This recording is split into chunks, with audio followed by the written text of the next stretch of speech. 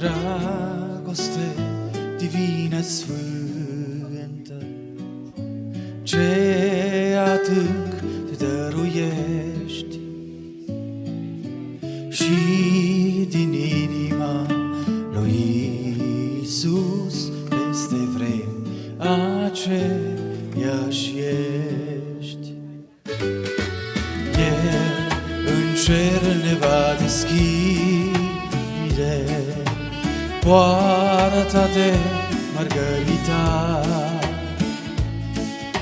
și spălați în al lui sânge vom păși, salvați prin har. Ca o fiară urmărită, ca un șoim lovit era, Iisus m-a scăpat de moarte, peste răi a pus balsam. El în cer ne va deschide poartă de mărgăritar și spălați în al lui sânge vom păși, salvați prin har. Dragoste divină sfântă m-a iertat orice păcat. Voi cânta de fericire toată viața neîncetat. El în cer ne va deschide poartă de mărgăritar și spălați în al lui sânge vom păși, salvați prin har. Iar în clipa înserării, când trudit ajung în prag, voi intra privind la Iisus între-al sfinților și rag. El în cer ne va deschide poartă de mărgăritar și spălați în al lui sânge vom păși, salvați prin har. El în cer ne va deschide poartă de mărgăritar și spălați în al lui sânge vom păși, salvați prin har. Slăvit să fie. Binecuvântăm pe Cel Preanalt, care întotdeauna și din toate punctele de vedere merită binecuvântat. Suntem bucuroși să ne găsim în casa Domnului așa cum suntem, în zi frumoasă de vară, însă animați de credința pe care a dat-o Domnul Dumnezeu Sfinților Săi, după cum este scris, odată pentru totdeauna. Este o credință divină, o credință care ajută omul doritor să se apropie de Dumnezeu, o credință care se manifestă și care aduce la zidire sufletească. Aș vrea să ne apropiem de Domnul în această dimineață printr-o slujbă duhovnicească. Haideți să începem slujba cu o rugăciune. Rostim această rugăciune prin fratele Dani Margău. Domnul să-l binecuvânteze.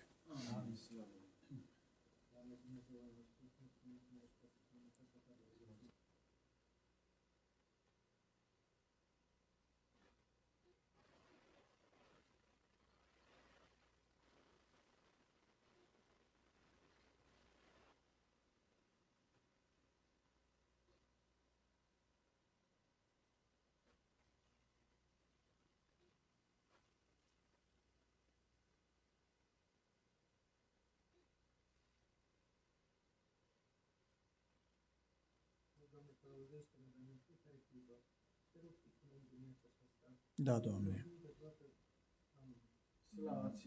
Amin. Să lecturăm din Epistola sobornicească a lui Iuda, de la versetul 17 la 19, pagina Bibliei 1204. Epistola către Iuda, a lui Iuda, de la versetul 17 la 19. Haideți la 21, 17 la 21. Dar voi, prea iubiților, aduceți-vă aminte de vorbele vestite mai dinainte de apostolii Domnului nostru Iisus Hristos, cum vă spuneau că în vremurile din urmă vor fi batjocoritori care vor trăi după poftele lor nelegiuite. Ei sunt aceia care dau naștere la dezbinări, oameni supuși poftelor firii care n-au Duhul. Dar voi, prea iubiților, zidiți-vă sufletește pe credința voastră prea sfântă, rugați-vă prin Duhul Sfânt, țineți-vă în dragostea lui Dumnezeu și așteptați îndurarea Domnului nostru Iisus Hristos pentru viața veșnică. Amin. Amin. Haideți împreună să continuăm rugăciunea. Slavă ție și glorie ție, Doamne Dumnezeule, Tatăl al cerului și al pământului, Te care binecuvântăm pe tine și te slăvim. Tu ești Domnul Dumnezeu, mărire ție, mărire Duhului Sfânt. Ne rugăm să te proslăvești, Doamne, și să vorbești din inima noastre, atinge-te din noi, lucrează, Doamne, în dreptul fiecăruia în parte. Îți mulțumim că ești Dumnezeu care face semne și minuni, un Dumnezeu care ne înviorează, care ne aduce, Doamne, pace, suflet, un Dumnezeu care ne aduce, Doamne, Dumnezeule, har și mântuire. Îți mulțumim că prin har și datorită mântuirii tale suntem ce suntem. Putem spune, Doamne, că nu ne mai aparținem nouă înșine, ci noi ne aparținem ție, Doamne, Dumnezeule. Așa este, Doamne, cu atâta dragoste ne-am venit la casa Ta, cu atâta dragoste stăm înaintea Ta, cu interesul, Doamne, să primim cuvântul Tău, să primim, Doamne, înțelepciune de sus, să primim har și putere.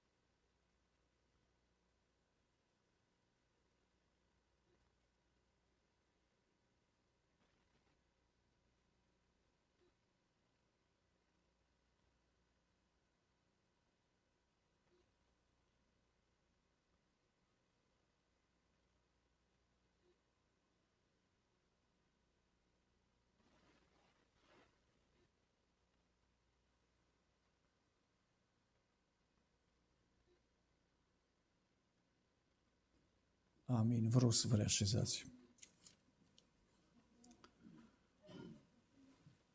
Dragii mei, suntem în prezența Domnului și astăzi, ca și întotdeauna, și cred că putem spune a idoma celor 3 ucenici care pe muntele schimbării la față, în prezența Domnului Iisus Hristos și în urma viziunilor extraordinare, fabuloase care s-au perindat înaintea ochilor lor, au putut să spună, Doamne, este bine să fim aici. În același sentiment suntem și noi, idoma ucenicilor, și spune, Doamne, este atât de bine să fim aici, pentru că prin prezența lui Dumnezeu, Domnul ne schimbă starea. Doar prin prezența Lui se simte altceva, se simte raiul lui Dumnezeu. Prin prezența Lui se dă un alt sens vieților noastre. Dar minte atunci când Domnul gândește, după cum este scris în cartea lui Iov, că nimeni nu poate sta împotriva gândurilor lui Dumnezeu, dar minte atunci când Domnul rostește un cuvânt de viață, de putere, de har, sau își întinde mâna în semnul binecuvântărilor.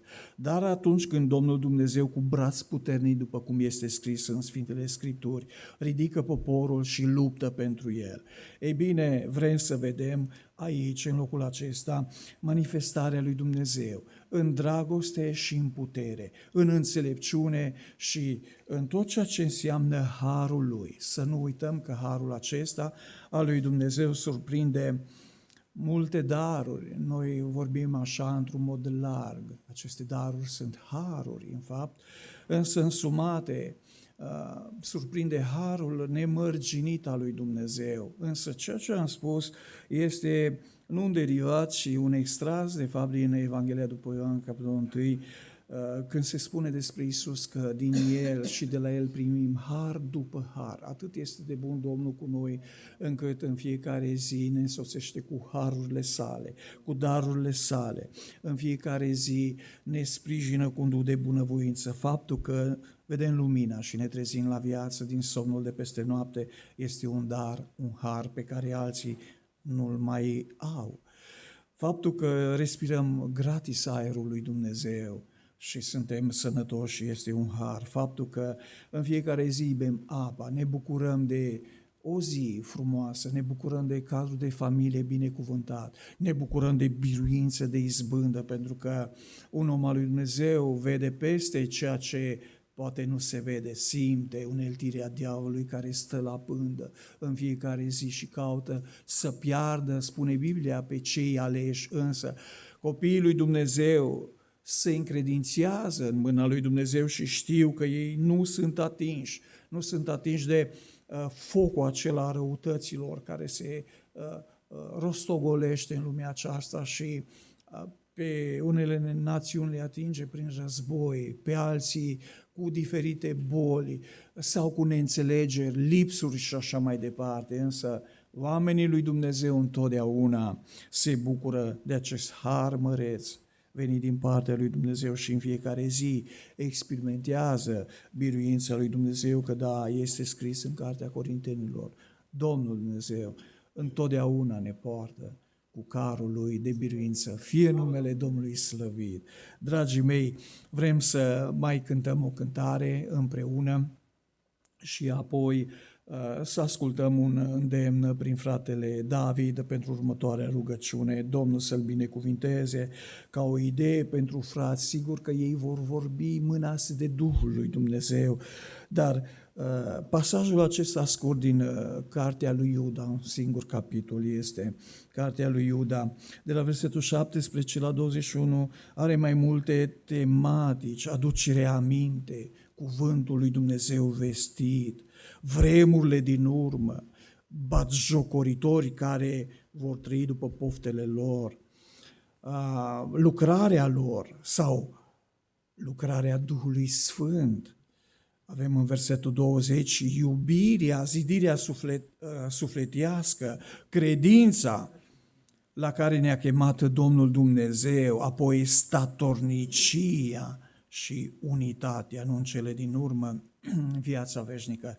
Dacă luăm fiecare verset conține cel puțin o tematică extraordinară din care frații sau cei ce vor vorbi și noi toți mai apoi putem fi purtători de astfel de adevăruri. Avem ce să spunem în Scriptură, că nu putem cuprinde toată Scriptura, de aceea eu totdeauna am făcut apel la la înțelepciunea care coboară de sus și care nu se ocupă cu tot felul de povești. Suntem în biserică și în biserică noi vrem să propovăduim Evanghelia, Cuvântul lui Dumnezeu, adevărul lui Dumnezeu. Sigur, uneori este necesar, chiar imperios necesar să asezonăm Cuvântul lui Dumnezeu cu câte o experiență personală care să aducă zidire, nici de cum întristare sau defăimare pentru alții. De aceea noi, pentru că avem ce să spunem și avem, dacă ne dă Duhul lui Dumnezeu, avem Scriptura, avem descoperirea Duhului, vrem să rămânem la ceea ce este scris. Învățați, spune Apostolul Pavel Corintenilor, să nu treceți peste ceea ce este scris. Așadar, Domnul să ne binecuvinteze în cântare, apoi în sfătuire prin fratele David și, nu în ultimul rând, în rugăciune și să nu uităm, lucrarea Domnului este mare și întinsă, noi suntem puțini, suntem și risipiți, însă Domnul Dumnezeu la sunetul trâmbiții într-o bună zi, poate și aici, când Domnul va mulți nespus de mult poporul Lui, pentru că avem promisiunea aceasta prin Scriptură, în primul rând, și în al doilea rând, acolo în slavă, când ne vom uni cu toții de pretutindeni și din toate timpurile, da, vom fi sub un singur standard al Domnului Dumnezeu. Domnul să fie lăudat și slăvit în toate. Amin. Să cântăm împreună.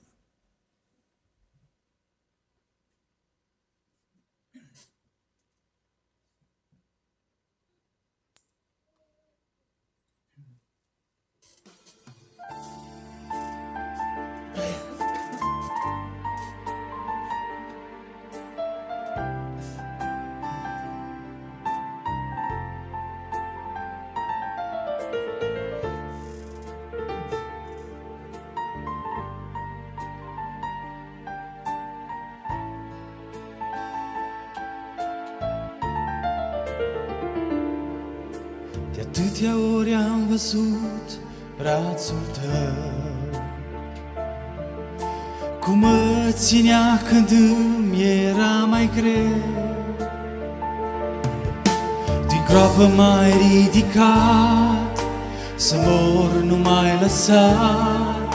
Mi-ai pus picioarele pe stâncă, Doamne, m-ai întărit când eram mai obosit. Nu m-ai lăsat în groapa adâncă. Ești lângă mine, mă îndrum când sunt pierdut.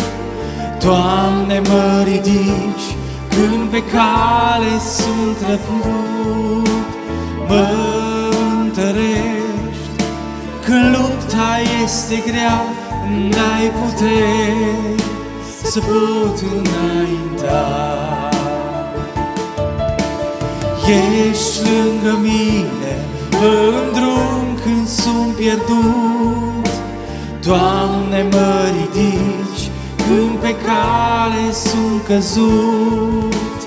Mă întărești când lupta este grea, îmi dai putere să pot înainta.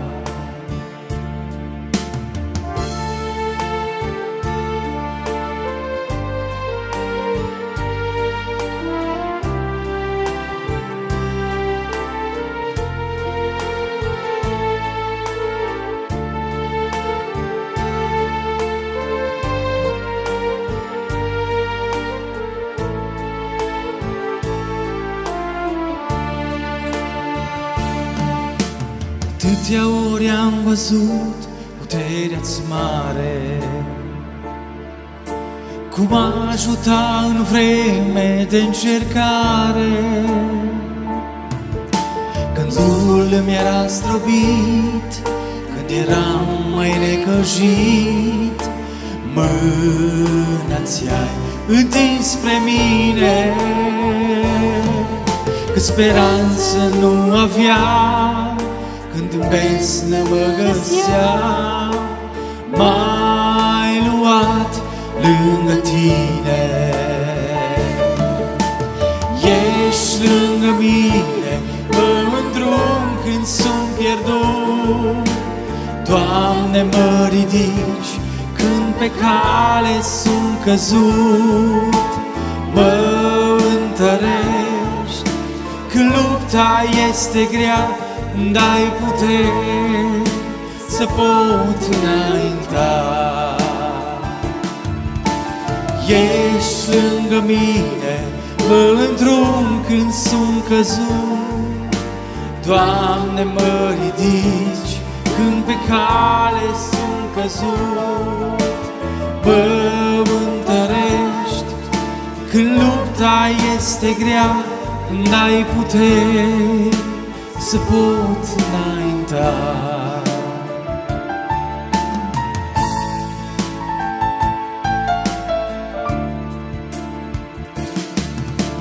Toată viața te voi lăuda pentru ce-ai lucrat în viața mea, pentru binecuvântări, ca și pentru încercări. Vreau mereu să te slujesc pentru tot ce Tu mi-ai dat, pentru harul minunat.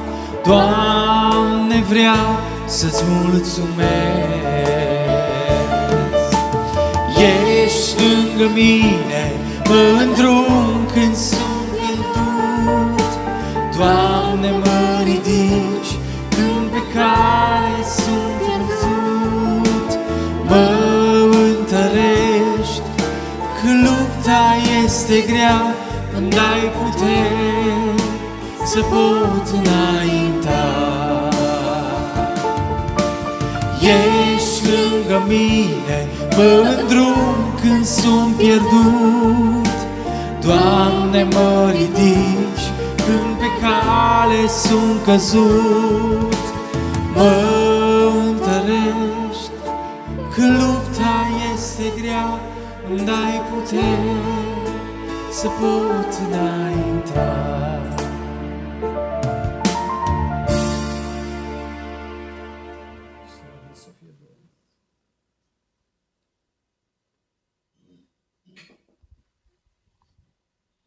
Așa cum am spus-o întotdeauna, slăvit să fie numele Domnului care ne binecuvântează cu binecuvântările sale.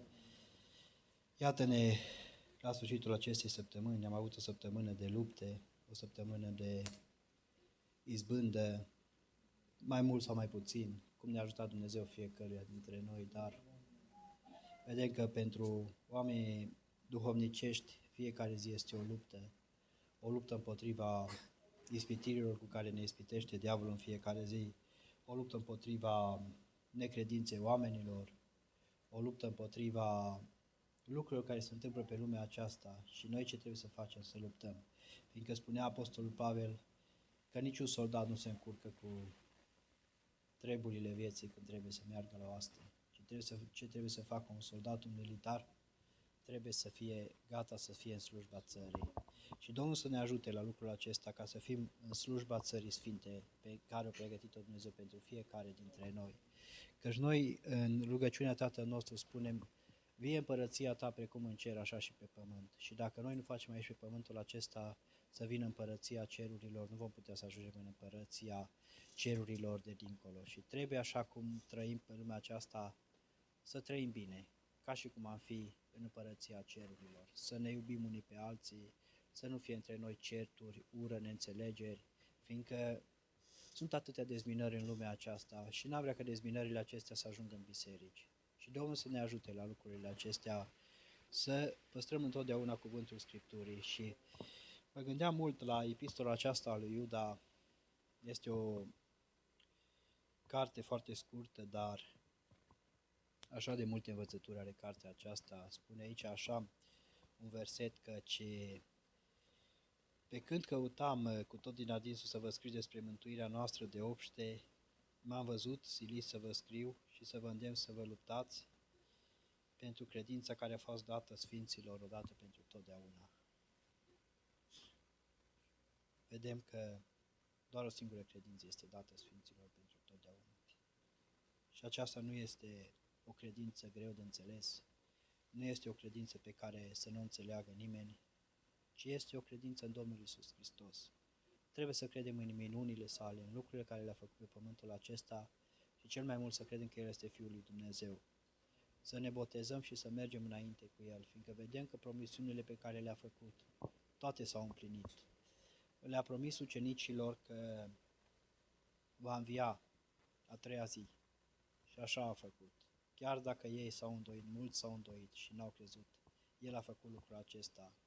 Le-a promis ucenicilor că nu-i va lăsa orfani, că le va trimite Duhul Său cel Sfânt. Și lucrul acesta s-a întâmplat. De aceea noi trebuie să credem că tot ceea ce a spus că se va întâmpla, că va veni să-și ia pe poporul Său, așa va face, fiindcă acesta este adevărul și nu există alt adevăr decât în cuvântul Scripturii. Și spune aici așa: dar voi, prea iubiților, aduceți-vă aminte de vorbele vestite mai dinainte de apostolii Domnului nostru Iisus Hristos. Cum vă spuneam că în vremurile din urmă vor fi batjocoritori care vor trăi după poftele lor nelegiuite. Oare nu trăim vremurile acestea acum?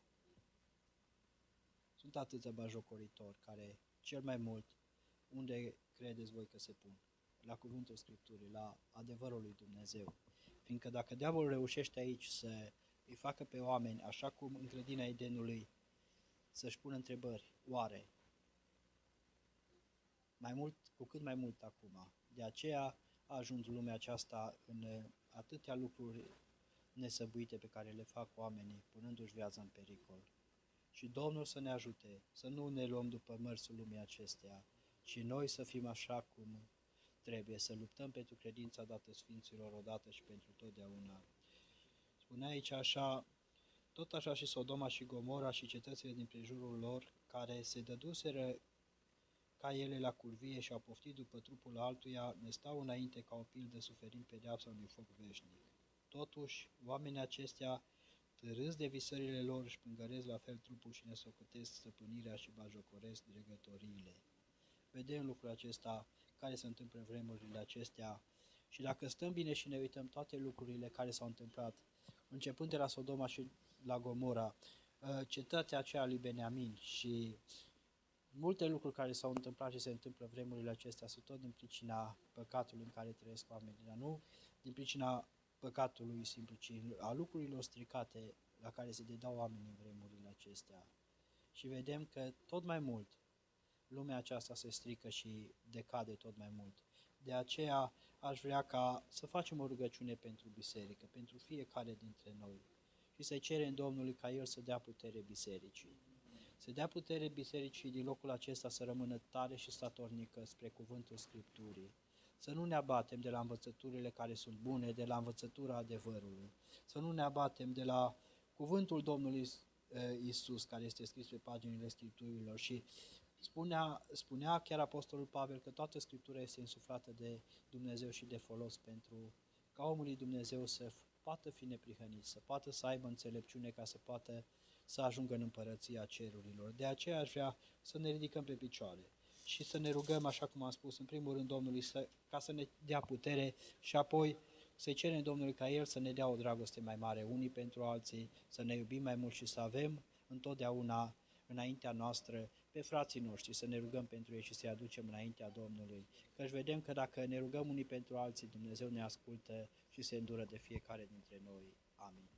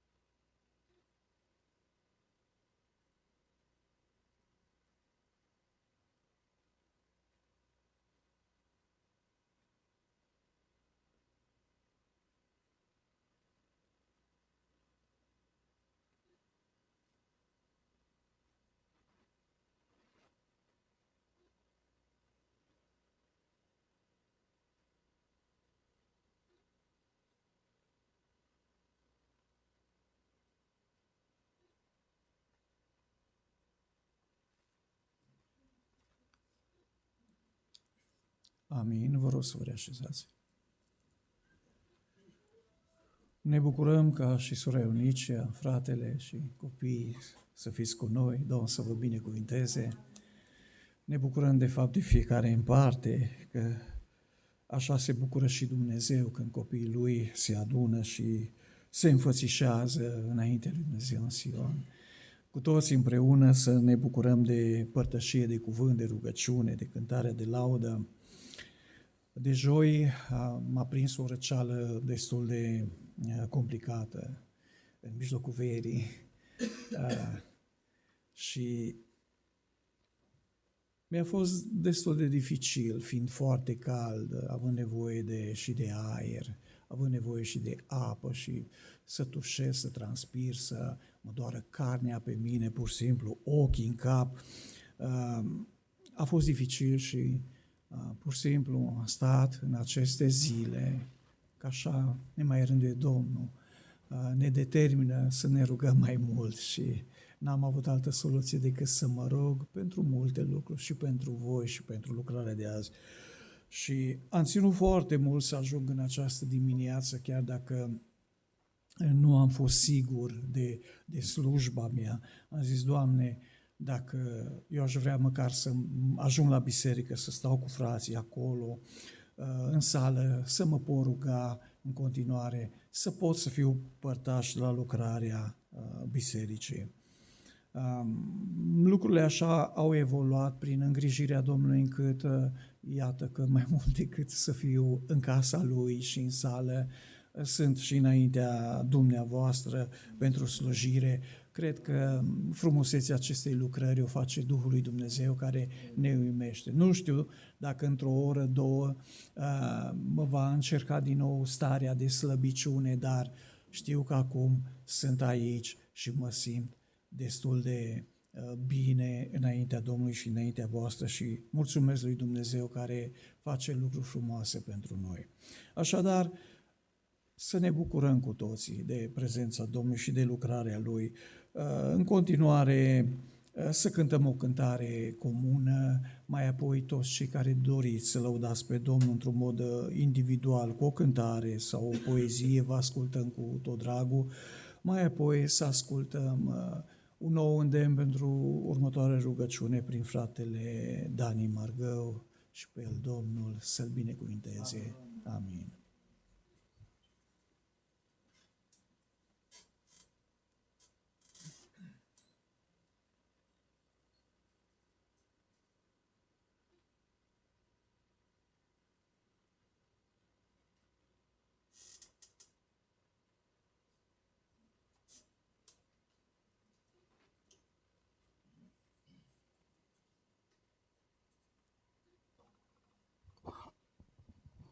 Lăudat să fie Domnul. De nu vrem să ne pocăim, acum în vremuri de îndurare, cum vom putea să biruim când va veni prigoana oare? Dacă acum nu adunăm uleiul sfânt ce dă putere, cu mare ne vom înălța spre țara dincolo de stele. Să ne pocăim, căci Domnul vrea să ne dea împărăția sa. Dă-ne, Doamne, tuturor, pune în inimă un dor, să așteptăm venirea Ta. Să ne pocăim, căci Domnul vrea să ne dea împărăția sa. Dă-ne, Doamne, tuturor, pune în inimă un dor, să așteptăm venirea Ta. De nu vrem să ne pocăim, câte belșug și încă-i harul, toiagul pâinii va fi rupt și va fi rana cu cântarul. mai bine să privim în sus, că doar acolo izbăvirea și toate semnele ne spun, vine Iisus cu mântuirea. Să ne pocăim că Domnul vrea să ne dea împărăția sa. Dă-ne, Doamne, tuturor, pune în inimă un dor, să așteptăm venirea ta. Să ne pocăim că-și Domnul vrea să ne dea împărăția sa. Dă-ne, Doamne, tuturor, pune în inimă un dor, să așteptăm venirea ta. Domnul întreabă cine vrea al lui cuvânt să-l împlinească, curând pe nor îl va veni și tuturor să răsplătească. Mai bine, fraților, acum cu fapte să trăim credința, că doar așa toți vor vedea că noi avem și pocăința. Să ne pocăim că Domnul vrea să ne dea împărăția sa. Dă-ne, Doamne, tuturor, pune în inimă un dor, să așteptăm venirea ta. Să ne pocăim că Domnul vrea să ne dea împărăția sa. Dă-ne, Doamne, tuturor, pune în inimă un dor, să așteptăm venirea ta. Amin. Doamne, ajută!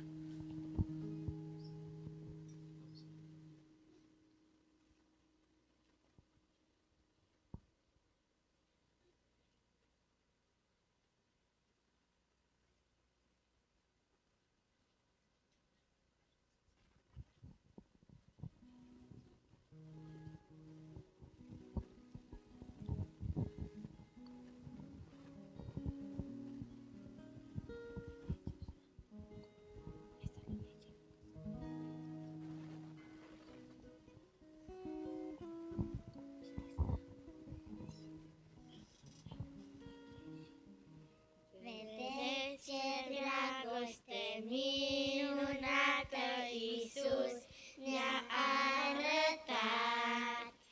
Vedeți ce dragoste minunată Iisus ne-a arătat. Copii ai lui Dumnezeu suntem. Copii ai lui Dumnezeu suntem. Rămâi cu noi, Iisus iubit, rămâi până la sfârșit.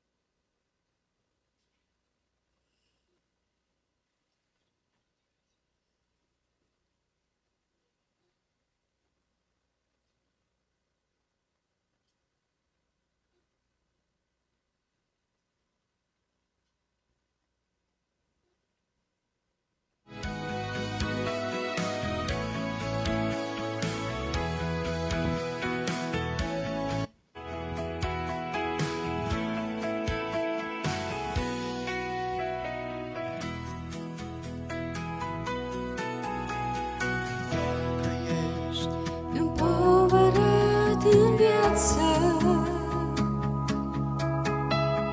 și odină în suflet n-ai aflat. Am o veste bună, o speranță, prin Iisus poți fi eliberat. Vino la Iisus să ai iertare, Vino azi la El, vino azi la El așa cum ești. sângele Său sfânt îți dă salvare, prin credință în El te mântuiești. Vino la Iisus Să ai iertare, vino azi la El așa cum ești. sângele Său sfânt îți dă salvare, prin credință în El Te mântuiești. povara de păcate. Cere astfel îndurarea sa, doar la Golgota vor fi iertate. Fericire sfântă vei avea. Vino la Iisus să ai iertare, vino azi la El așa cum ești. Sângele Său sfânt îți dă salvare, prin credință în El te mântuiești.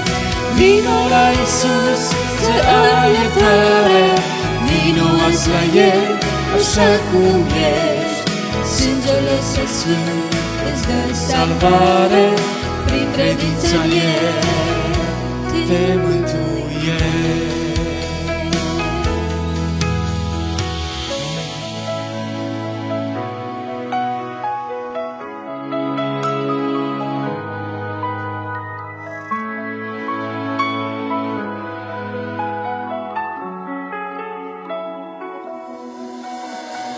Nu există astfel de izbândă,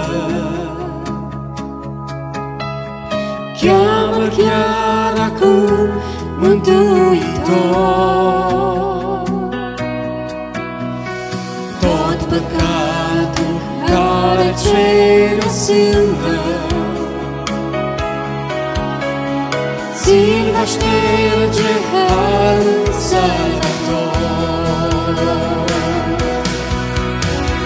Vino la Iisus să ai iertare, vino azi la El așa cum ești. Sângele Său sfânt îți dă Salvare, prin credință în El te mântuiești. Vino la Iisus să ai iertare, vino azi la El așa cum ești. Sângele Său sfânt îți dă Salvare, prin credință în El te mântuiești.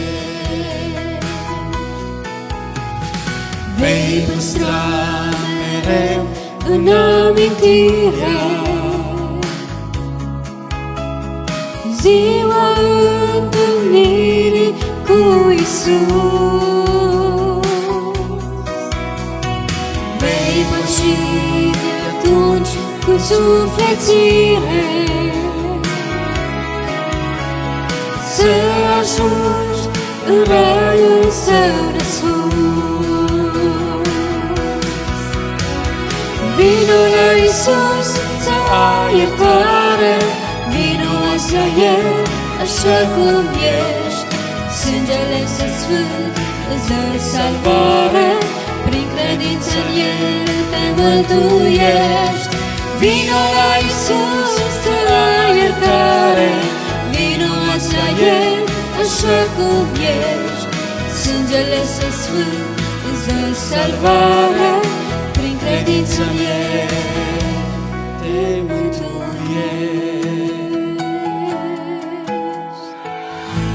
Trebuie să fiu aici.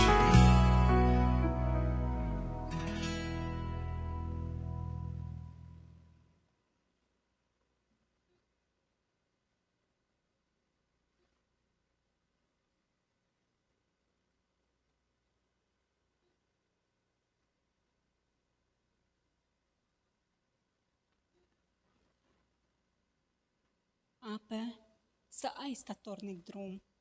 Învață de la flăcări că toate-s numai scrum. Învață de la umbră să taci și să veghezi. Învață de la stâncă cum neclintit să crezi. Învață, învață. Învață de la soare cum trebuie să apui. Învață de la piatră când trebuie să spui. Învață de la vântul ce adie pe poteci cum trebuie prin lume de liniștit să treci. Învață, învață.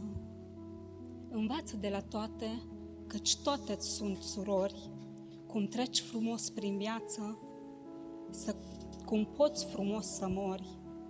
Învață de la vierme că nimeni nu-i uitat.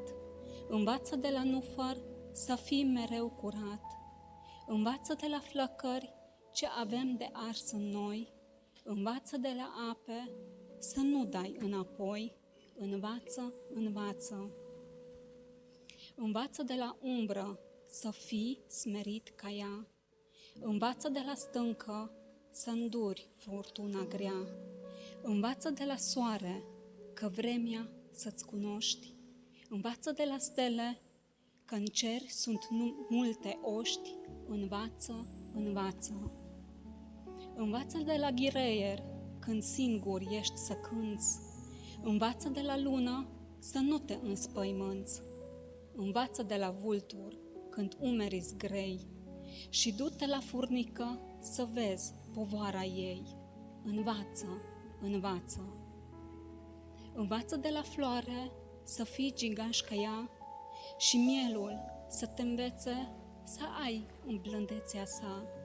Învață de la păsări să fii mereu în zbor. Învață de la toate că totul-i trecător. Învață, învață.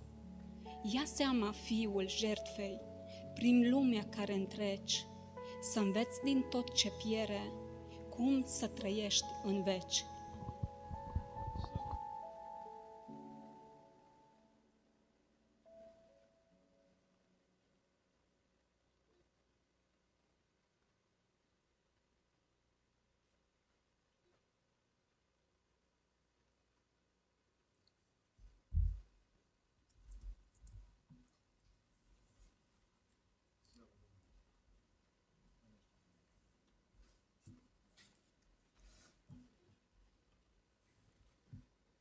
Dacă am cunoaște cu adevărat importanța vieții spirituale, tot ce înseamnă lupta spirituală, într-un mod cât mai realist, am fi mult mai serioși, am fi mult mai interesați de cunoașterea Cuvântului lui Dumnezeu, fără de care pur și simplu bâșbâim pe calea lui Dumnezeu.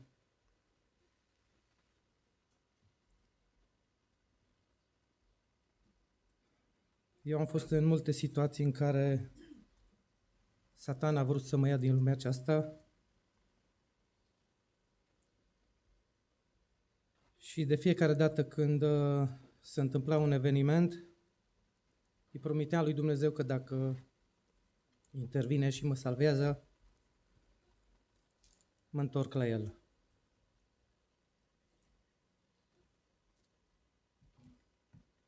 Dacă am fi atenți la vremurile care le trăim, ne-am cutremura.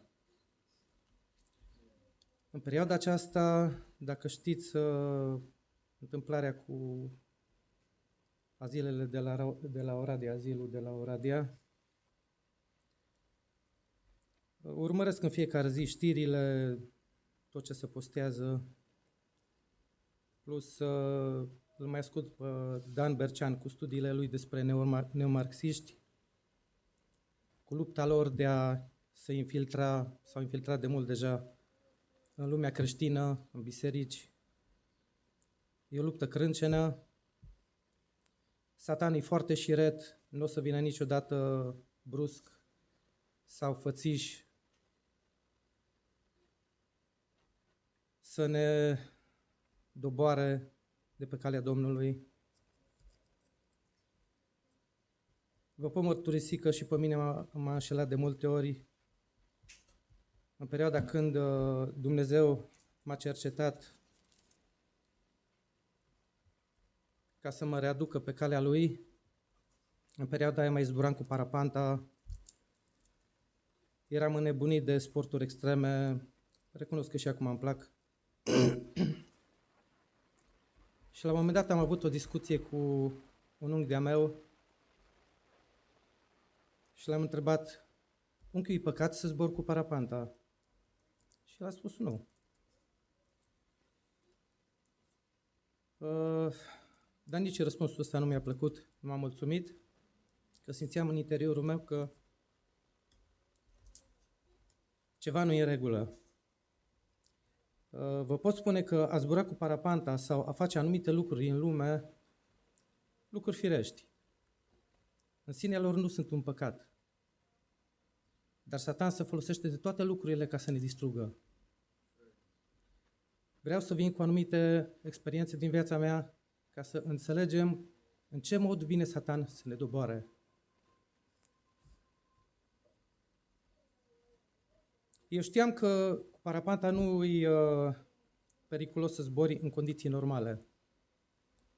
Și cine m-a învățat în perioada când încă învățam, mi-a spus, ai grijă să nu mergi când vântul e prea puternic sau când bate dintr-o direcție greșită față de formele de relief. În fine. Și într-o zi am văzut că bate vântul foarte tare și eu ce am zis? Acum o să fie palpitant. Și m-am dus cu parapanta la Mureș, că acolo era singurul loc din Arad unde mă pot antrena. Și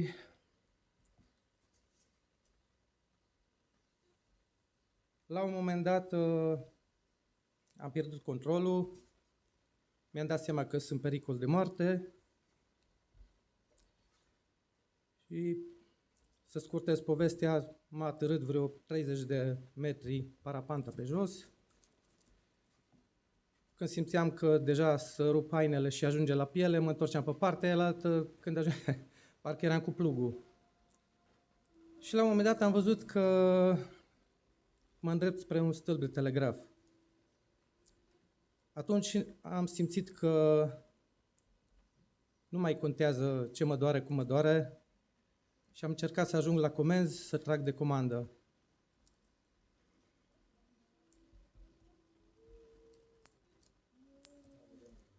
Bineînțeles că, ca de obicei, în toate situațiile de genul ăsta, mă rugam Domnului și am reușit să trag de comandă și m-am oprit. Hainele erau rupte pe mine, nu mai îmi găseam nici cătărama la curea, mă țineam de pantaloni, îmi căutam vreo un sfert de oră cătărama, n-am mai găsit-o. Și în nebunia mea ce am spus? Hai să mai încerc o dată. La fel cum am discutat cu frații înainte de începerea programului, referitor la mersul la mare. Trăind în lume, n-aș putea să spun că am mers fără sfială, poate chiar am căutat să merg în locuri de genul acesta. Tinerele erau dezbrăcate în pielea goală, fără nici o lenjerie, fără nimica. Se merge acolo cu topless. Și cel mai relevant dintre textele biblice care, să zic așa, că ne îndrumă și ne trezește la realitate, îl găsim în 1 Petru.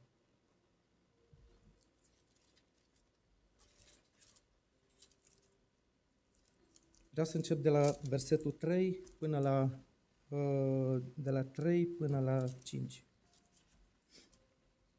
Ajunge în adevăr că în trecut ați făcut voia neamurilor și ați trăit în desfrânări, în pofte. Aici când vreau să mă opresc la pofte, trebuie să fim aici foarte atenți, pentru că poftele sunt de nenumărate feluri. Și aici ne înșală Satana. Pentru că Satan o să vină să spună, păi bine, dar unele pofte sunt firești și e normal să fie. Toate poftele din lumea aceasta trebuie ținute sub control. Ce depășește controlul și voia lui Dumnezeu, tot ce e în exces, e deja voia satanei. În beții, în ospețe, în chefuri și în slujiri idolești neîngăduite.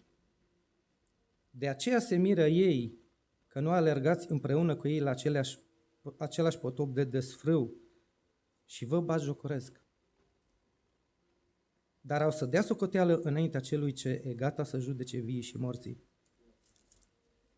Pe calea Domnului nu trebuie să fim neglijenți sau să fim relaxați. Pentru că noi când ne exprimăm la luptă, la război, pe orice front, din orice timpuri, este pe viață și pe moarte. Prima dată faci un lucru care ți se pare mărunt, dar bineînțeles că Dumnezeu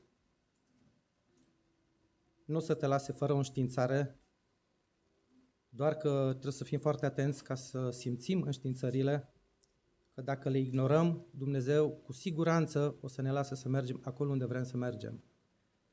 Asta iară vă pot spune din experiență. La un moment dat, când am căzut de la credință, eu m-am certat cu Dumnezeu și în nebunia mea am spus exact cu cuvintele astea.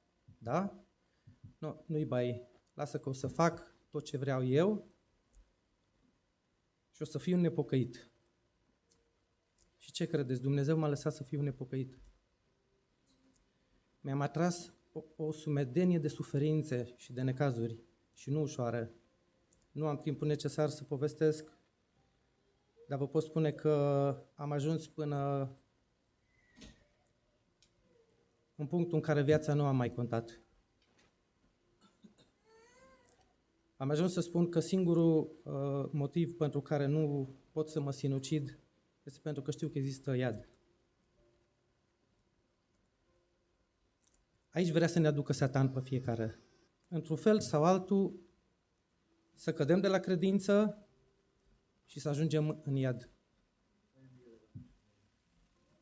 Cel mai bun exemplu despre creștinii care se înșală pe calea Domnului, nu mai o să citesc, dar sigur că cunoașteți textul, când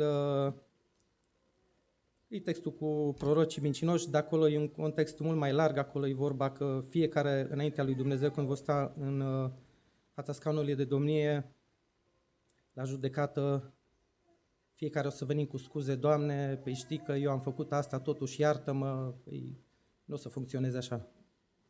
Pentru că atunci Dumnezeu nu o să mai aibă milă, atunci o să fie doar un Dumnezeu drept.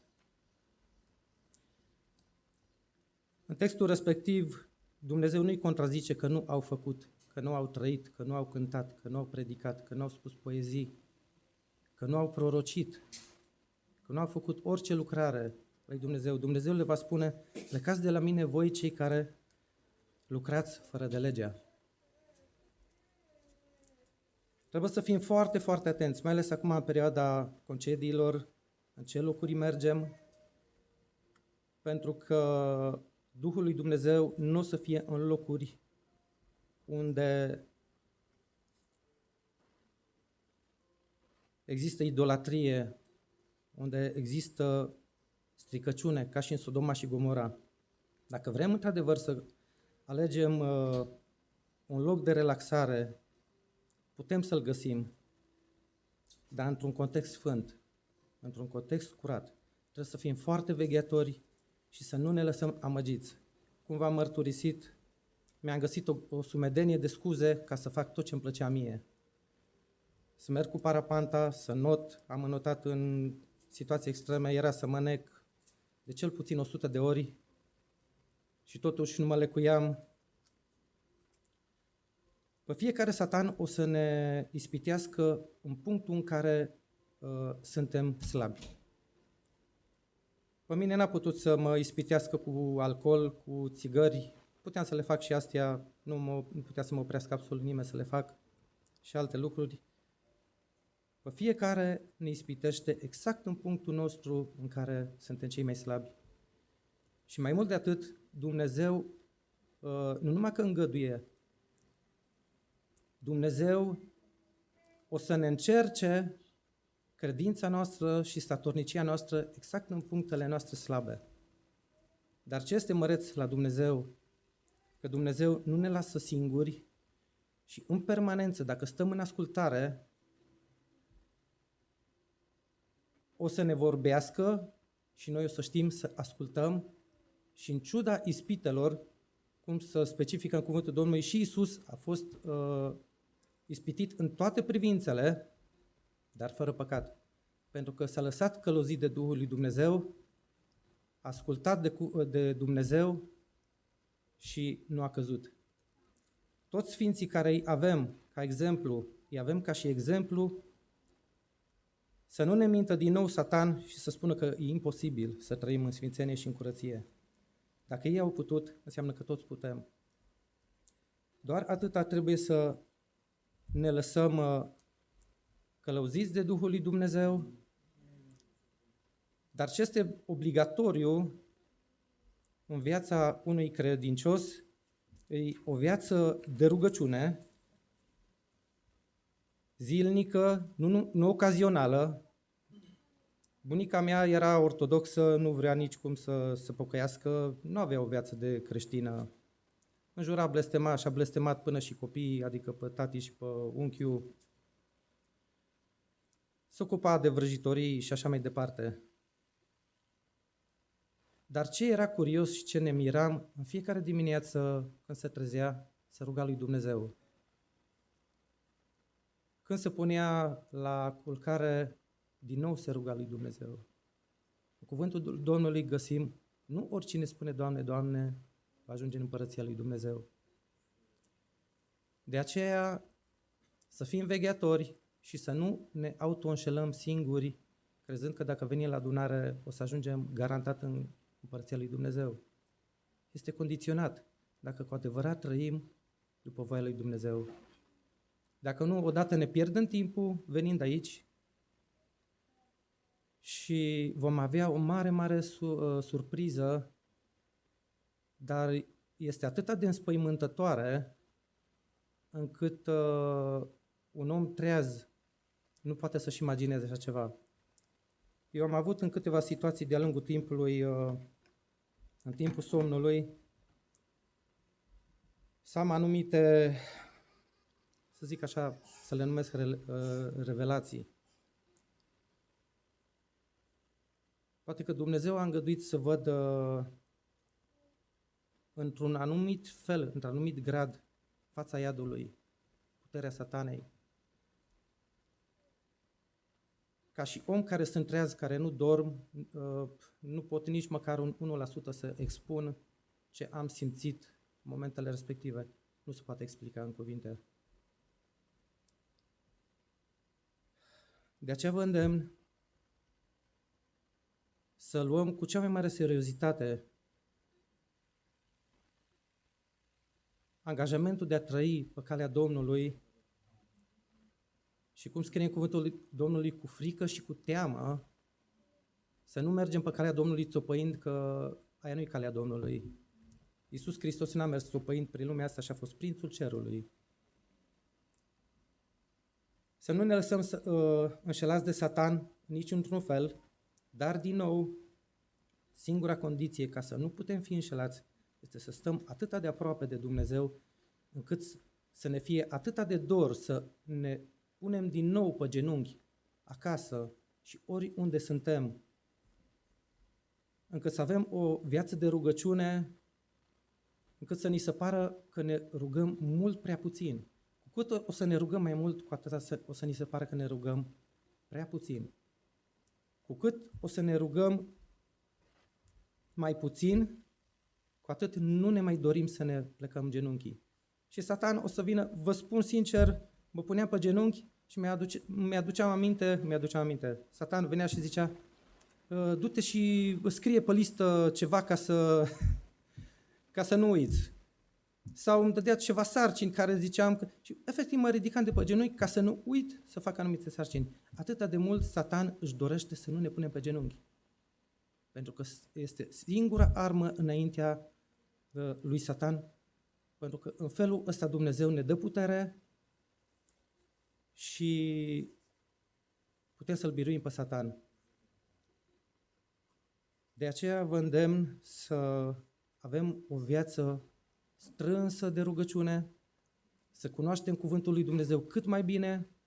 Pentru aceasta trebuie să ascultăm predici, să ascultăm Biblia online, să citim noi Cuvântul lui Dumnezeu și să cerem de fiecare dată îndrumarea lui Dumnezeu ca să înțelegem, ca să ne deschidă mintea, să înțelegem ce scrie în Cuvântul lui Dumnezeu. Pentru că de multe ori citim și nu înțelegem. Dar în momentul în care Dumnezeu ne deschide mintea, ni se luminează mintea și rămânem uimiți de bogăția Cuvântului lui Dumnezeu. De aceea vă îndemn să ne ridicăm și să venim înaintea Domnului și să rugăm frumos să ne dea putere să fim statornici pe calea Lui, pentru că trăim niște vremuri apocaliptice, putem să vedem foarte clar toate tendințele din lumea aceasta care le trăim. Satan rage ca un leu și încearcă pe oricine să înghită, chiar și pe cei aleși. Amin.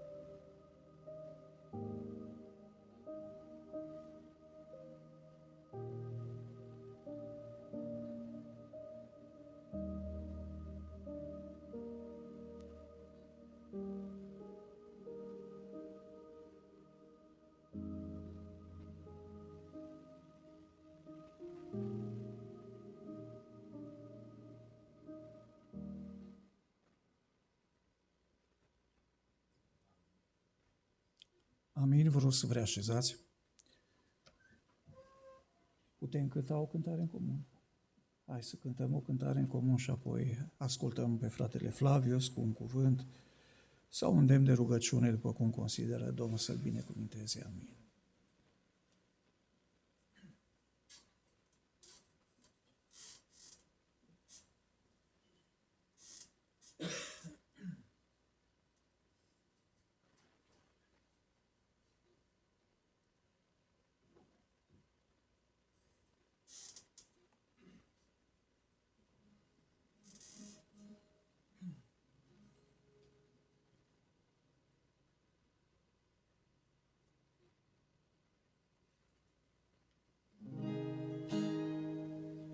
Iisus, viața noastră, noi pe Tine te mărim, că-și prin jertfirea Ta pe cruce noi voioși trăim.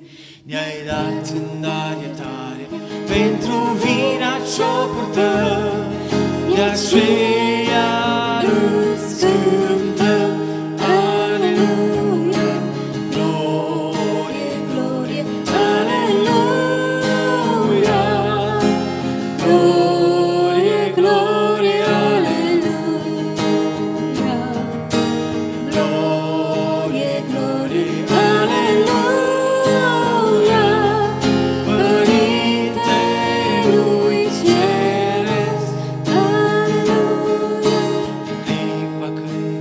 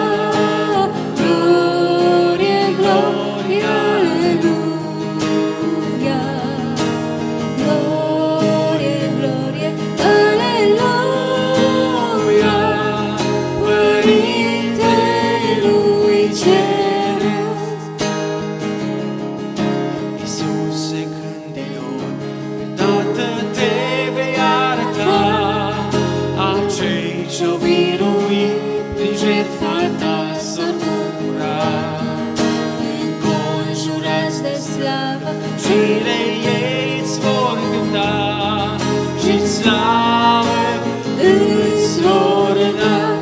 Aleluia, glorie, glorie, aleluia, glorie, glorie, aleluia, glorie, glorie, aleluia, Părintelui Ceresc, aleluia, glorie, glorie, aleluia, glorie, glorie, aleluia, glorie, glorie, aleluia, Părintelui Ceresc, aleluia.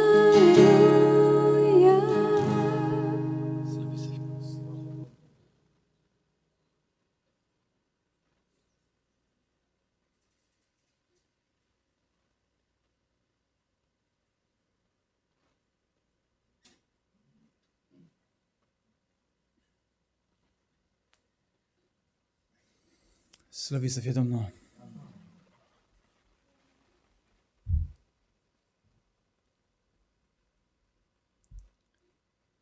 Spune aici fratele Dani despre o luptă. Pentru că avem probleme. Să știți că și diavolul are lucrurile pe care ne le pune câteodată în față și mai ales că diavolul întotdeauna știe să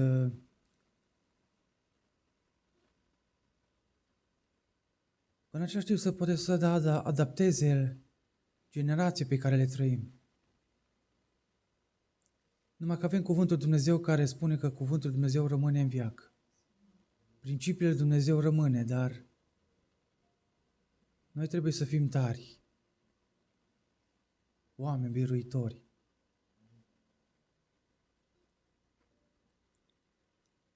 Nu suntem singura generație. Uitați-vă pe aceea în Sfântă Scripturi. Fratele Petric a citit din Iuda. Și aici, în Cartea Sfântă, citeam despre Iuda că Iuda se identifică ca simplu, ca fratele lui Iacov. Singuri frați din Noul Testament care poartă cu numele de Iuda sunt Iuda și Iacov. Sunt chiar frații vidrigi a Domnului nostru Iisus Hristos.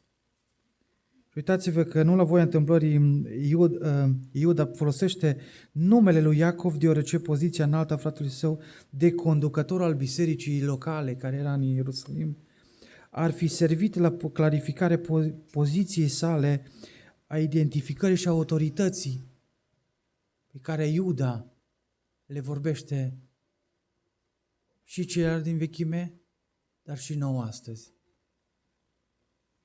Spune aici David, dacă nu greșesc, spunea despre, și în textul care fost citit spune că vă căutam cu tot din adevăr, versetul 3, să vă scriu despre mântuirea noastră de 18, m-am văzut silit, adică autorizat de Duhul Sfânt, să vă scriu și să vă îndemn să luptați pentru credință care a fost dată sfinților odată pentru totdeauna.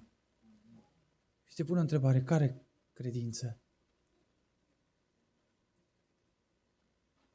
Știam zilele trecute despre religiile la nivel mondial, sunt peste 41.000.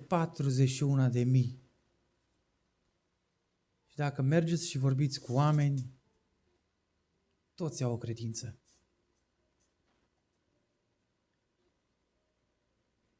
Noi știm că Dumnezeu ne-a dat credința aceasta prin cuvântul lui Dumnezeu. Slăvit să fie în veci. Mulțumim Lui. Numai că nu este de ajuns dacă l-am primit. Uitați-vă versetul 4, Iuda le reamintește căci s-au strecurat cine? Printre noi. Printre noi. Care au fost, cum se amintea aici despre, spunea Dani aici despre că a fost și el în trecut, că știm și noi o grămadă de oameni care au venit la Hristos și printre ei spune că s-au strecurat scriși cu mult spre o sândă aceasta, versetul 4, oameni nevlavioși care schimbă în desfrânare harul Dumnezeului nostru. Trebuie să ne păzim de aceste lucruri. Doamne, ajută-ne!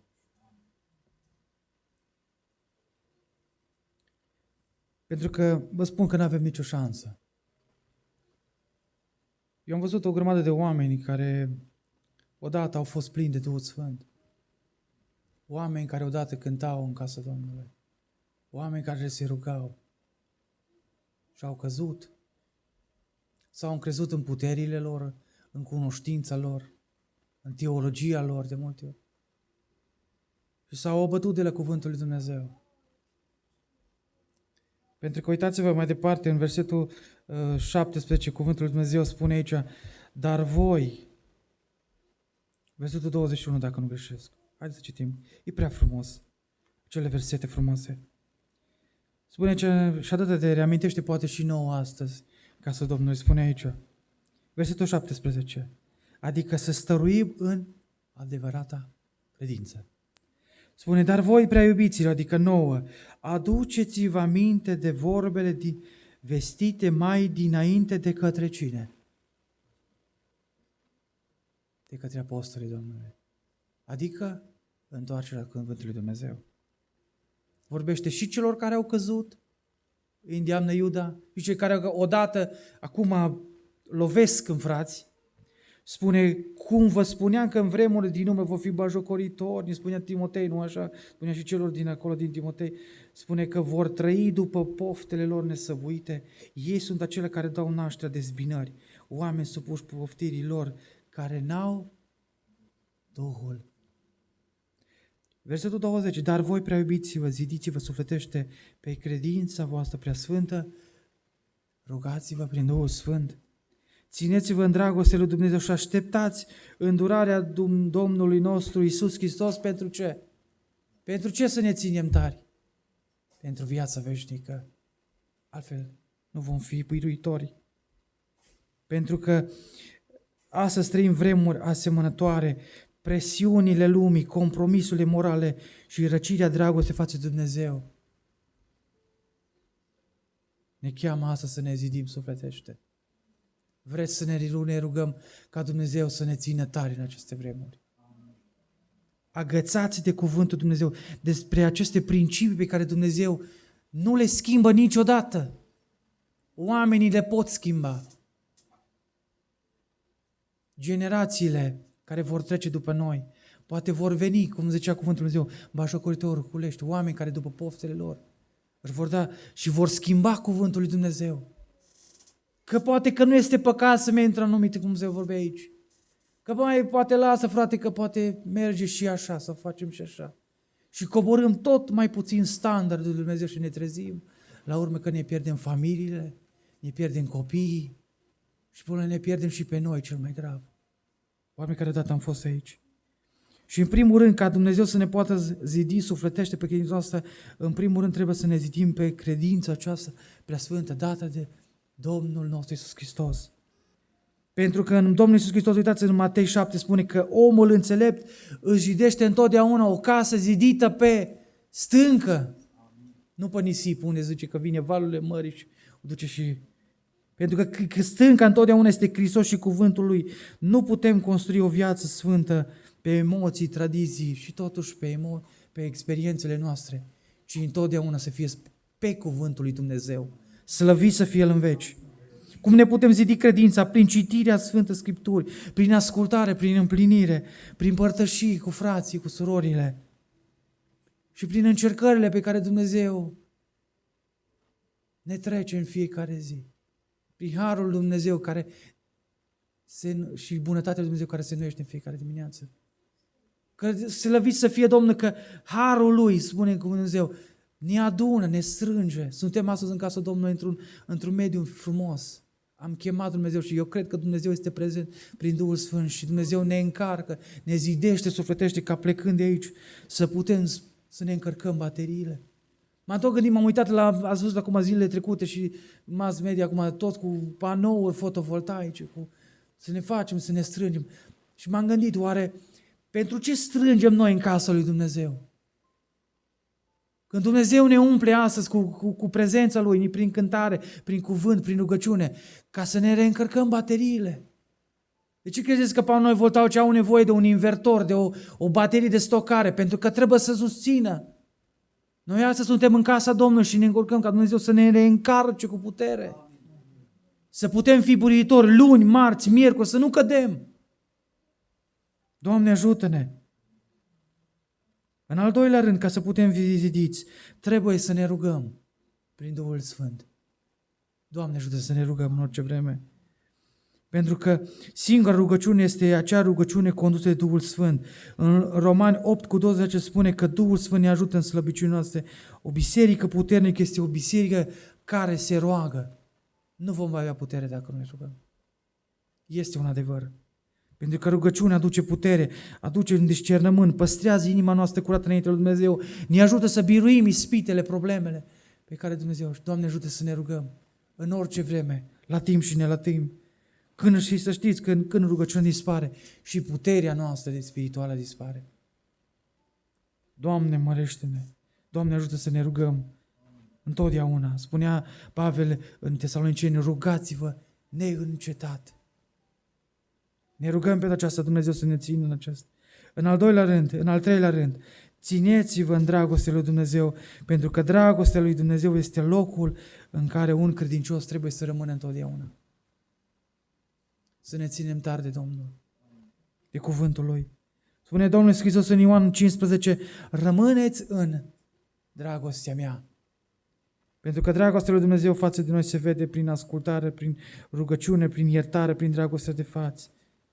Pentru că diavolul întotdeauna încearcă să răcească iubirea noastră prin Dumnezeu, prin păcat, prin neiertare, prin vorbirea de rău, prin dezbinare, prin nepăsare, prin materialism. Asta face diavolul, să ne țină întotdeauna departe. Nu că n-am fi greșit de multe ori, că greșim de multe ori prin gândirea noastră, prin vorbirea noastră, nu de multe ori am întâlnit poate și la locurile noastre de muncă că ne spune câteodată colegii noștri la muncă ne spune câteodată și atât de ofensat și de urât mă simt că atunci când spune un colegul meu, ce eu n-am știut că pocăiții chiar așa vorbesc de urât. Nu ați întâlnit vreodată să vă spună ceva la lucru, la școală. Eu n-am știut că pocăitul așa vorbește de urât. Sau că așa vorbește. Sau că așa trăiește de urât. Domnul să ne ierte. Da, greșim de multe ori, dar întotdeauna 1 Ioan 1:9 rămâne valabil. Dacă ne mărturisim păcatul, El este credincios să ne ierte. De aceea mărturisirea rămâne un factor important în viața noastră de credință. Când am căzut, când suntem în mijlocul problemelor și de multe ori ispitelor, am căzut, singurul remediu ne rămâne atunci să ne iertăm, cerem iertare. Și diavolul vrea să ne țină departe de această dragoste a lui Dumnezeu. Și în al patrulea rând, ca să ne putem zidi pe credința, este să așteptăm, cum am spus, revenirea Domnului nostru Iisus Hristos. Pentru că întotdeauna creștinul privește spre viitor. Nu privește în acesta, da, noi trăim în prezent. Suntem confruntați cu probleme economice, nu mă uitați-vă acum, toți ochii oamenilor nu sunt dreptați, poate, nu știu, spre pompă, spre motorină, spre problemele sociale pe care le vedem în conflictele care, nu știu ce dron a apărut la noi în România și toți oamenii sunt panicați. Că ce vor veni, oare ce vremuri vor veni, noi nu știm. Pentru că diavolul distrage atenția în loc să fie preocuparea oamenilor Dumnezeu, să fie preocuparea spre revenirea Domnului Hristos, adică ne apropiem tot mai mult de Hristos. Noi avem alte probleme și diavolul întotdeauna vrea să ne țină departe de aceste lucruri. Pentru că noi așteptăm revenirea Domnului Hristos, așteptăm învierea, răpirea. Dar pentru aceasta Dumnezeu ne cere de noi ascultare, apropiere de El mai mult. Pentru că adevărata speranța noastră ne ajută să rămânem credincioși lui Dumnezeu. Și aș vrea să facem o rugăciune ca Dumnezeu să ne ajute să ne zidim sufletește pe această credință. Cum ne putem zidi cu unul credincios prin cuvântul Dumnezeu? Biblia este hrana noastră spirituală. Așa cum mâncăm în fiecare zi, așa ar trebui să și citim cuvântul lui Dumnezeu. Sufletul nostru are nevoie de această hrană. În al doilea rând, prin rugăciune, pentru că rugăciunea întreține părtășia noastră cu Hristos, cu Dumnezeu. Când acest fir se rupe, ați văzut dumneavoastră un lănțișor din ăla care are mai multe verigi. Așa suntem noi ca și biserică. Când o verigă se rupe tot lanțul. De aceea avem nevoie ca întotdeauna rugăciunile noastre atunci când ne punem pe genunchi să nu fie întrerupte, să nu fie poate un păcat nemărturisit, o vorbire oare ce n-a trebuit, oare săptămâna asta n-am făcut oare bine? Dumnezeu să ne ierte. Și prin asta face rugăciunea. În al treilea rând, prin ascultare, pentru că credința fără ascultare rămâne doar o teorie, o vorbire. Cum se aminti aici? Experiențele noastre trebuie să fie văzute și citite de toți oamenii. Pentru că asta este chemarea noastră ca și oamenii lui Dumnezeu. Și în al patrulea rând, prin încercări, pentru că Dumnezeu poate folosi suferința și pentru maturizarea noastră. Deși nu ne place acest lucru. Nu ne place când suferim. Nu ne place când trăim prin necazuri. Dar Dumnezeu șlefuiește. Și am văzut acum un recent un material și spunea că era vorba despre extragerea unui aur. Dintr-o mine, nu mai știu, într-un loc anumit. Dar ca să extragă acel diamant, acel taur, trebuie multe metode ca să poată trece prin multe filtre, prin curățare, prin șlefuire, prin încercare, prin cuptor, prin foc, pentru ca zgura, pentru ca tot să fie curățat, ca la un moment dat să fie pus. Și asta face, poate de multe ori, suferința pentru noi, ne maturizează, ca să rămânem statornici, ca să nu fim duși de orice val, cum spunea Pavel, de orice fel de învățătură care vine, ci să fim oameni care pun cuvântul lui Dumnezeu pe primul loc. Și întotdeauna, poate când vor veni o grămadă de teorii și frați care ne vor spune o grămadă de lucruri, să nu uităm, ochii noștri să fie întotdeauna în Scriptură. Și apoi să trăim în sfințenie, să iubim biserica și în ultimul rând să iubim venirea Domnului Hristos. Și Dumnezeu să ne ajute. Vreți să ne rugăm? Slăvit să fie Domnul. Vrem să fim ca aceia proiectanți. Că atunci când începe o biserică, nu începe cu acoperișul, ci începe cu temelia. Dacă temelia noastră nu este bine, fundamentul nostru nu se bazează pe cuvântul lui Dumnezeu, lucrarea aceea nu va rezista. Clădirea aia nu va duce mult. De aceea Dumnezeu să ne ajute și viața noastră spirituală și ne rugăm ca Dumnezeu să ne ajute credința, rugăciunea, cuvântul Dumnezeu să punem pe el pe primul loc. Ne rugăm, haideți să ne ridicăm înaintea Domnului și venim cu această rugăciune cu credință. Dumnezeu să ne ajute să fim tari. Ochii noștri să fie la Hristos. Așteptăm răpirea, așteptăm revenirea Domnului Hristos. Și totodată să ne rugăm pentru cei care au nevoie de o mână întinsă, de un ajutor. Uitați-vă dreapta și stânga, aveți dumneavoastră vecini, aveți neamuri, aveți colegi la muncă, oameni care stau, cum zicea Pavel aici, tărâți în pofte și în o grămadă de lucruri nesăbuite și urâte.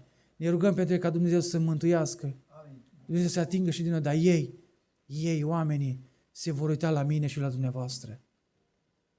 Întotdeauna oamenii nu vor citi Sfânta Scriptură, ci ne vor citi pe noi. Oamenii prima dată se vor uita, oamenii întotdeauna vor să vadă o mărturie. Vor să vadă un Hristos în noi. Dumnezeu să ne ajute. Ca mărturia noastră întotdeauna pentru Hristos să nu fie o mărturie din asta, să vină să ne spună, să ne arate cu degetul. Dumnezeu să ne ierte în aceasta. Și dacă am făcut, Doamne, de mâine, vreau să mă pocăiesc. De astăzi vreau să mă pocăiesc. Și mâine vreau să fiu ca și un om copil al Tău.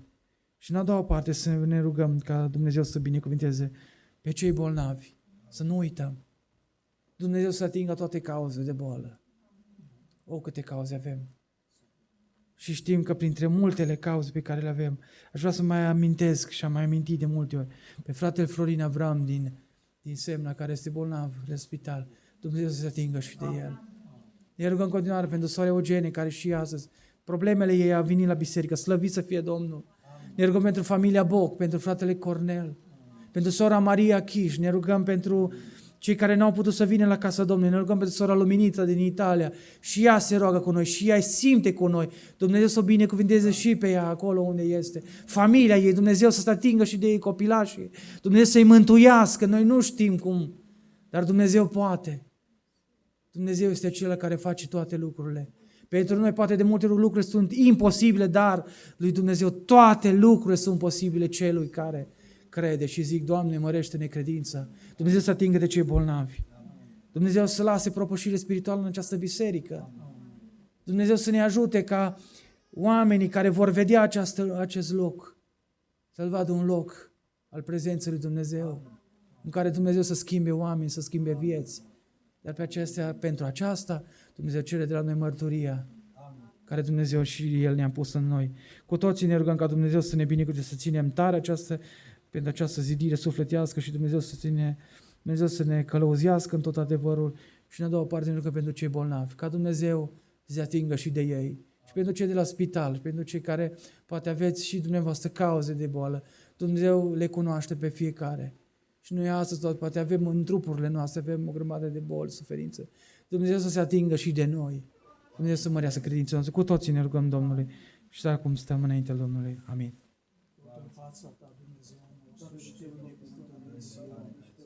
Îți mulțumim că ne putem ruga înainte, îți mulțumim, o Doamne, că putem înălța gândurile noastre, cuvintele noastre spre Tine și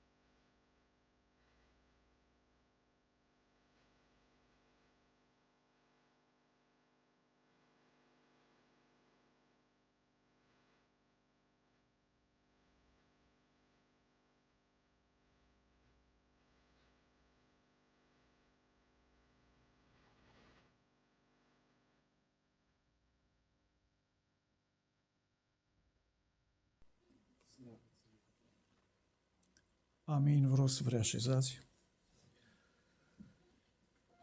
Timpul aproape că a trecut și ne vom apropia de încheiere, făcând un scurt sumar a textului din această dimineață, Iuda, de la versetul 17 la 21. Autorul biblic ne aduce aminte că viața aceasta este o complexitate de lucruri bune sau mai puțin bune. Și în aceste versete sunt înșiruite lucrurile sau parte din ele, lucrurile cele rele, a oamenilor care nu au Duhul lui Dumnezeu. Și trăim într-o astfel de lume cu astfel de oameni care nu au Duhul lui Dumnezeu. Același autor biblic, Iuda, listează lucrurile, virtuțile cele frumoase, lucrurile bune a oamenilor care au Duhul lui Dumnezeu. Iată dar că în complexitatea aceasta existențială suntem așezați în antagonismul acestei realități, lumină și întuneric, bine și rău, sănătate sau boală, sfințire sau nelegiuire. Cei care n-au Duhul în vremurile din urmă, vremuri vestite prin vorbe și cuvinte izvorâte de la Duhul lui Dumnezeu, de către Sfinții Apostoli, Apostolii Domnului, în vremurile din urmă, cei care n-au Duhul lui Dumnezeu îmbracă haina batjocorii atât de ușor. Știu să ironizeze, să batjocorească. Orice moment, orice faptă că nu este judecată, normal, nu este judecată, nu este cântărită, în sensul acesta mă refer. Oamenii batjocoritori pun în ecuația vieții lor atât de ușor pe ceilalți care au greșit sau au făcut într-adevăr anumite lucruri. Ideea este să nu fii batjocoritor. Totuși, cel care n-are Duhul îmbracă haina aceasta a batjocorii, vor trăi după poftele lor nelegiuite. Ei știu atât de simplu să dea naștere la dezbinări. Întotdeauna formează, ca și în politic, o opoziție, dar de data aceasta neconstructivă. Atenție, în politică, opoziția se dorește să fie constructivă, o alternativă la neputința celor ce guvernează, o soluție, un amendament, o balanță a dreptății. Asta înseamnă opoziția în spectru politic, dar în spectru spiritual nici de cum nu înseamnă lucrul acesta. Aceștia dau naștere la dezbinări, n-au nimic constructiv, nu aduc nimic nou sau bun de folos. Oamenii care n-au Duhul sunt supuși poftelor firii, zice Iuda. Acestea, potrivit cărții lui Iacov, capitolul 1, generează în urmă păcat și păcatul înfăptuit aduce moartea. Însă, dragii mei, Biblia ne arată că sunt și oameni care au Duhul lui Dumnezeu. Aceștia se situează sub steagul lui Dumnezeu, în priveliștea aceasta frumoasă a unei lumi extraordinare, a unor oameni care sunt cu adevărat cinstiți, sunt cu adevărat de folos. Sunt oameni care au Duhul Sfânt, de aceea ei se roagă prin Duhul Sfânt, de aceea ei știu să iubească, știu să aducă zidire sufletească, știu să promoveze credința în Dumnezeu care este una prea sfântă. Aceștia care au Duhul știu să rămână statorniciți în Dumnezeu și în dragostea Lui, știu să aibă răbdare și să aștepte îndurarea celui ce urmează să vină și care este Domnul nostru Iisus Hristos. Aceștia care au Duhul promovează, iată, viața veșnică. Toate aceste lucruri le regăsim în aceste 5 versete pe care le-am citit înaintea dumneavoastră. Iuda, capitolul 1, un singur capitol, de la versetul 17 la versetul 21. Despre această sumă antagonică, bine și rău, a avea Duhul sau a nu avea Duhul, a trăi în condiția dată de Dumnezeu, în condiția hotărâtă de Dumnezeu sau în condiția poftelor proprii care generează fire, care generează păcat, care în final duc la moarte.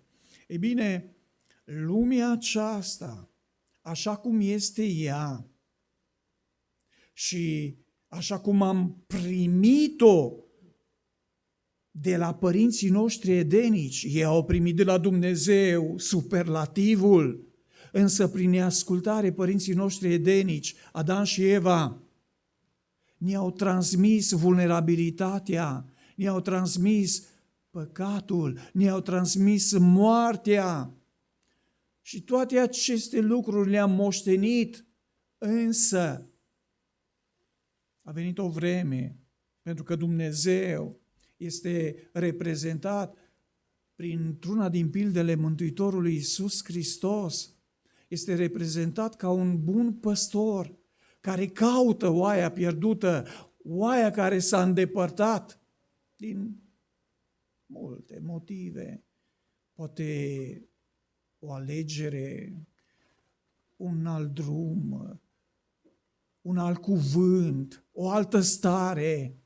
Cert este că oaia s-a depărtat și s-a pierdut în final, însă păstorul cel bun, zugrăvit de regele David în Psalmul 23, știe să-L identifice pe Dumnezeu ca fiind căutător de cei pierduți. Toți am fost pierduți, toți am eșuat, toți am trăit în păcat. Niciunul n-am fost mai buni decât ceilalți după spusele și descoperirea lui Dumnezeu adusă lui Pavel în Evrei, capitolul 3 cu versetul 9, în Romani, capitolul 3 cu versetul 9, nu suntem mai buni unii decât alții și totuși Dumnezeu ne-a căutat, ne-a găsit, ne-a conștientizat, după cum este scris în Evanghelia după Ioan, prin Duhul Sfânt, că doar Duhul lui Dumnezeu poate să ne determine, să ne facem o reevaluare personală, să ne coborâm în lăuntrul nostru și să ne cercetăm, să fim de acord cu starea noastră, că suntem păcătoși și că avem nevoie de sfințire, de iertare și de împăcare cu Dumnezeu. Ei bine, această lume așa cum este ea, din 2-3 vorbe, Dumnezeu prin omul său Moise, în cartea Deuteronom, ne-o aduce în față, o aduce în fața fiecărui om. Lumea aceasta, așa cum este ea, cu bune și cu rele, cu lumină și cu întuneric, cu sfințire sau cu nelegiuire, pentru că asta am ales prin părinții noștri edenici, să schimbăm lumea frumoasă și dreaptă, făurită de Dumnezeu pentru om. Și ne-am ales cu ceea ce am vrut, cu ceea ce am construit, cu ceea ce am dorit până la urmă. Și zice Domnul în Deuteronom capitolul 30, omule, îți spun înaintea ta, înainte viața și moartea, binele și răul, binecuvântarea și blestemul. Iată, lumea aceasta, care din 2-3 vorbe Apostolul Iuda ne-o arată, că e stăpânită de unii care nu au Duhul, dar și de alții care au Duhul. Unii o stăpânesc în sensul materialismului și a propriilor dorințe, alții, prin prisma lui Dumnezeu și prin Duhul lui Dumnezeu, trăiesc spiritualul, trăiesc potrivit voii lui Dumnezeu și se țin în dragostea lui Dumnezeu.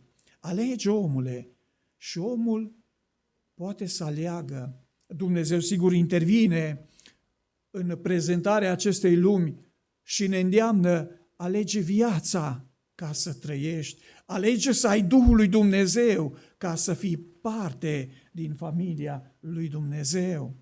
Alege. Și omul alege viața sau moartea. Alege să aibă Duhul lui Dumnezeu sau să nu aibă Duhul lui Dumnezeu. Așa îl vede pe om și ne vede pe noi oamenii profetul Isaia, când în capitolul 2 cu versetul 33 zice Domnul, ce bine știi să-ți întocmești căile, funcție de ceea ce iubești. Ce bine știi să ți le întocmești, să le alegi, să le făurești, să le construiești. Ce bine știi să cauți ceea ce tu iubești. Așadar să nu ne mirăm, dragii mei, când unii în aceste vremuri, care sunt vremurile din urmă, încă o dată spun, cum vă spuneau, zice Iuda, apostolii Domnului nostru, prin vorbele vestite mai dinainte, că în vremurile din urmă vor fi dintre cei care n-au Duhul și ca tare sunt porniți în maniera aceea păcătoasă, sau sunt și dintre cei care au Duhul, au ales pe Dumnezeu și aceștia strălucesc în voia lui Dumnezeu. Ce bine știi să-ți întocmești viața, năzuința, căutarea în funcție de ceea ce iubești. Dar voi, și închei, repetând a doua, a treia oară, ultimele două versete, 20 și 21 din citirea textului nostru, care este mai mult decât un îndemn, este un imperativ, o poruncă, și facă Domnul să fie așa, înspre viața noastră veșnică, înspre binele nostru sufletesc. Dar voi, prea iubiților, zidiți-vă sufletește pe credința voastră prea sfântă, rugați-vă prin Duhul Sfânt, țineți-vă în dragostea lui Dumnezeu și așteptați îndurarea Domnului nostru Iisus Hristos pentru viața veșnică. Domnul pe toți să ne binecuvinteze. Amin. Vă invit să vă ridicați și acum, la final, haideți să încheiem din nou cu două momente de rugăciune. Un moment comun în care să aducem lui Dumnezeu și să aducem înaintea lui Dumnezeu și familia fratelui Octavian Străuț. Urmează pe lista de rugăciune familia Popescu, cu siguranță, ca să nu greșim, da? Ne rugăm pentru familia Popescu, pentru sora Luminița și casa ei. Domnul să îi binecuvinteze și să le poarte de grijă. Ne rugăm ca ei să fie credincioși Domnului, să fie sănătoși, să asculte Domnul, potrivit Psalmului 20, și la bine și la greu. Și în final, când Domnul va veni și ei împreună cu noi și mulți alții să aibă parte de răpire, să avem cu toții parte de mântuirea lui Dumnezeu. Ne rugăm ca Domnul să însoțească și o facem în fiecare zi. Ne rugăm pentru ei în fiecare zi, în săptămâna care urmează. Nu excludem din ecuația rugăciunii și celelalte familii a Bisericii Logos. Pe toți Domnul să vă binecuvinteze. Puneți pasiune în rugăciune. Nu vă rugați așa în fugă, fără să puneți inimă și suflet în rugăciune, pasiune. Avem un cuvânt care ne vorbește despre faptul că tot ceea ce investim, tot ceea ce facem, tot ceea ce vorbim, orice acțiune a noastră se întoarce pentru noi. Dăruiești binecuvântare și rugăciune, zice Obadia, așa ți se va face. Cum ai făcut? Nimic altceva. Știi să te rogi pentru cineva și altul va ști să se roage pentru tine și o să o facă așa cum tu ai vrea, cu pasiune, cu lacrimi, cu insistență, nu așa de mântuială. De aceea, dragii mei, ascultați și aceste îndemnuri și luați aminte cu seriozitate să trăim pentru Domnul, să rămânem statorniciți în credința Domnului și atunci când ne rugăm să o facem cu credință și Domnul pe toți ne va asculta. După rugăciunea comună prin sora Maria, străuță, ne vom încredința pe brațul Domnului spre călăuzire și cu mulțumire sora se va ruga înaintea lui Dumnezeu și pe toți Domnul să ne binecuvinteze. Amin. Ne rugăm acum.